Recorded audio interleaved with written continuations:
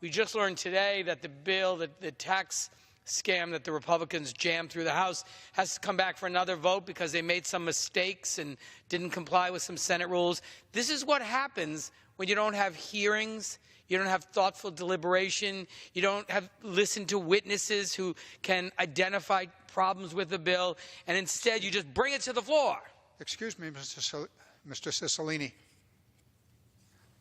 Did I hear you correctly that the action that was taken here on the floor is not dispository, but has to be modified in the Senate and brought back because they've screwed up? Yes, exactly. The bill will come back, so hopefully the American people have another opportunity to make certain their voices are heard. But this is not the way you do a complicated piece of legislation. Last time the Congress did tax reform, there were 400 witnesses, experts who came in, hearings month after month, because it's complicated. You want to make sure it works right. You're talking about the American economy. None of that happened here. This was written in the dark of night. Some of our Republican colleagues didn't even see the text until it came almost time for vote. This is not a way to do legislation, and it's one of the reasons that excluding the Democrats from contributing to this process was a terrible, terrible mistake. What's the result? Look, we end up with a bill which does exactly the opposite of what it says it would do. This is a job-killing bill. There's no more urgent priority that all of us have to create good-paying jobs, family-supporting jobs. And we, Democrats, have launched a very bold economic agenda that focuses on better jobs, better wages, for a better future.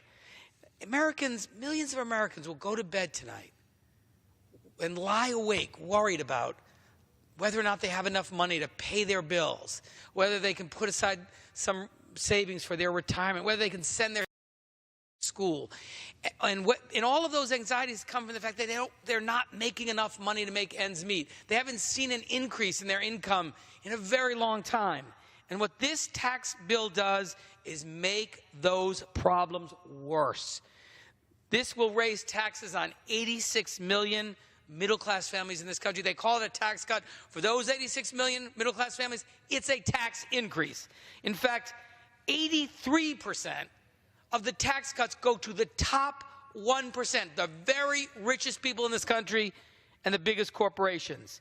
It also makes more generous tax provisions that incentivize companies to ship American jobs overseas. This is not a job creator.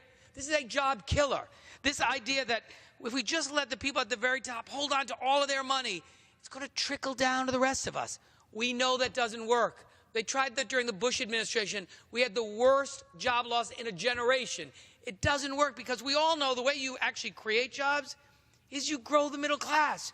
You make sure folks have a good-paying job, have more money in their pockets to buy the goods and services business produces. You go to any small business in my state of Rhode Island, I'm sure it's the same in the state of California, and you ask a small business owner, what do you need to add a job? What do you need to increase the number of people who work in your business?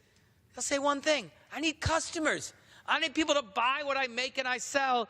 That's why strengthening the middle class, raising the incomes of folks who are working in this country is the way that you actually grow the economy.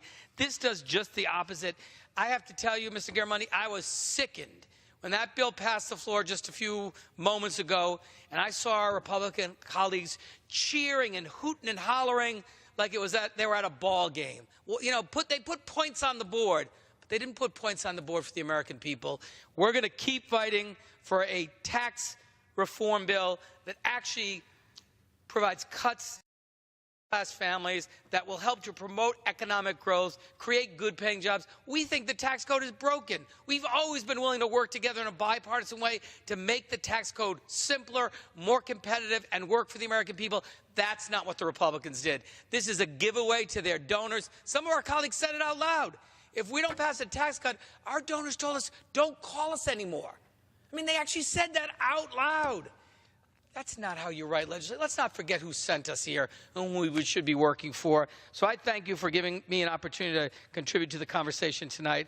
This is a bill which will hurt Rhode Island. It will hurt this country. It will hurt our economy. And finally, Mr. Germani, I just want to say that it also will result in the gutting of Medicare and Medicaid. You know, everyone forgets this creates a $1.5 trillion debt, which by our rules is going to result in automatic cuts to Medicare, Medicaid, student loan programs, block grants, vocational rehabilitation. You go on and on and on.